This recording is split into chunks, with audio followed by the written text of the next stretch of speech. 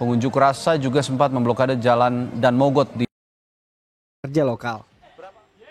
Serbuan tenaga asing jelas menjadi ironi bagi pidana kepada buruh yang mogok kerja serta penghentian pekerja secara fleksibel. Revisi undang mengenai ketenaga kerjaan dianggap sangat semua. Kami dari Fakultas Hukum Universitas Diponegoro, Internet of Things kelas C, yang pada kesempatan kali ini mau membagikan informasi mengenai subjek dan asas hukum. Sebelum itu, kami akan memperkenalkan diri terlebih dahulu. Nama saya Dea Tara Prawesti dengan nomor NIM 11000120140809. Saya Muhammad Fikri Irdiansyah dengan NIM 11001201408110 dari Fakultas Hukum Universitas Diponegoro.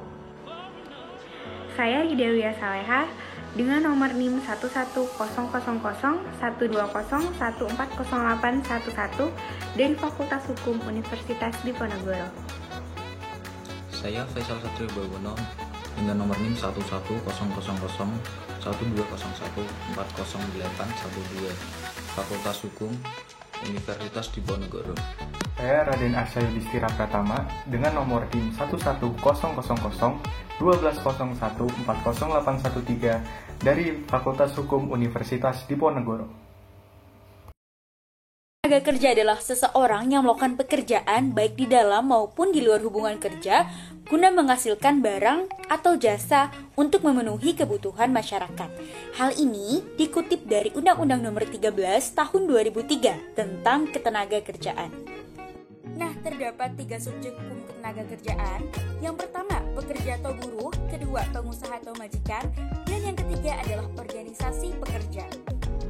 Sebagaimana halnya dengan istilah pekerja, istilah majikan ini juga sangat populer karena pada undang-undang sebelum Undang-Undang Nomor 13 Tahun 2003 menggunakan istilah majikan. Dalam Undang-Undang Nomor 22 Tahun 1957 tentang penyelesaian perselisihan perburuhan disebutkan bahwa majikan adalah orang atau badan hukum yang memperkerjakan buruh.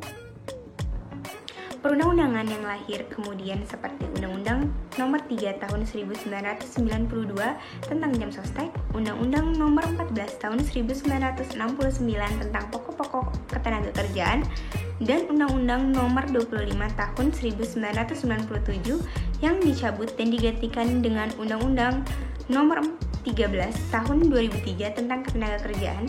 Istilah ini disebut sebagai pengusaha.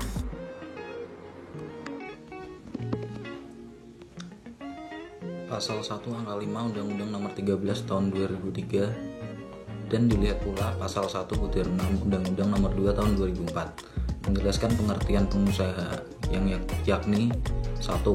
Orang perseorangan, persekutuan atau badan hukum yang menjalankan suatu perusahaan milik sendiri. Yang kedua, orang perseorangan, persekutuan atau badan hukum yang secara berdiri sendiri menjalankan perusahaan bukan miliknya. Yang ketiga, orang perseorangan, persekutuan atau badan hukum yang berada di Indonesia mewakili perusahaan sebagaimana dimaksud dalam huruf A, B yang berkedudukan di luar wilayah Indonesia. Organisasi pekerja. Kehadiran organisasi pekerja dimaksudkan untuk memperjuangkan hak dan kepentingan pekerja, sehingga tidak diperlakukan sewenang-wenang oleh pihak pengusaha. Keberhasilan maksud ini sangat tergantung dari kesadaran para pekerja untuk mengorganisasikan dirinya. Semakin baik organisasi itu, maka akan semakin kuat. Sebaliknya, semakin lemah, maka akan semakin tidak berdaya dalam melakukan tugasnya. Karena itulah, kaum pekerja di Indonesia harus menghimpun dirinya dalam suatu wadah atau organisasi. Asas hukum ketenagakerjaan meliputi 5 asas. Yang pertama, asas kebebasan berkontrak. Yang kedua, asas kepastian hukum. Yang ketiga, asas konsensualisme. Yang keempat, asas itikat baik. Dan yang kelima, asas kepribadian. Asas bebas berkontrak. Semua orang, setiap badan hukum, setiap perusahaan bebas untuk berkontrak karena sudah dilandasi hukum menurut pasal 1338 ayat 1 KUH Perdata yang berbunyi, semua perjanjian yang dibuat secara sah berlaku sebagai undang-undang bagi mereka yang membuatnya. Semua perjanjian digarisbawahi sebab berarti perjanjian apapun di antara siapapun. Tapi kebebasan itu tetap ada batasnya, yaitu selama kebebasan itu tetap berada dalam batas-batas persyaratannya, serta tidak melanggar hukum atau undang-undang, kesusilaan, dan ketertiban umum. Lalu, ada asas kepastian hukum.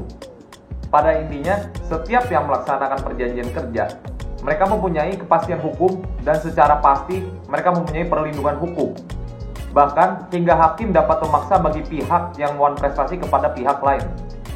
Yang ketiga ada asas konsensualisme. Konsensus berarti kesepakatan. Maka perjanjian kerja akan sah setelah tercapainya sebuah kesepakatan di antara kedua belah pihak. Dan perjanjian ini akan mengikat begitu kesepakatan ini diucapkan. Pengecualian terhadap prinsip ini adalah dalam hal undang-undang memberikan syarat formalitas tertentu terhadap suatu perjanjian. Misalnya, syarat harus tertulis. Contohnya, jual beli akta tanah merupakan salah satu kesepakatan yang harus tertulis. Yang keempat, asas itikat baik. Itikat baik berarti keadaan batin para pihak dalam membuat dan melaksanakan perjanjian harus jujur, terbuka, dan saling percaya. Keadaan batin para pihak itu tidak boleh dicemari oleh maksud-maksud untuk melakukan tipu daya atau menutup-nutupi keadaan sebenarnya. Asas kepribadian. Asas kepribadian berarti isi perjanjian hanya mengikat para pihak secara personal, tidak mengikat pihak-pihak lain yang tidak memberikan kesepakatannya. Seseorang hanya dapat mewakili dirinya sendiri dan tidak dapat mewakili orang lain dalam membuat perjanjian. Perjanjian yang dibuat oleh para pihak hanya berlaku bagi mereka yang membuatnya. Sampaikan. Semoga informasi yang kami berikan dapat bermanfaat. Kurang lebihnya mohon dimaafkan. Jangan lupa like, Komen dan share video ini sebanyak-banyaknya. Terima kasih. Dadah. Dadah.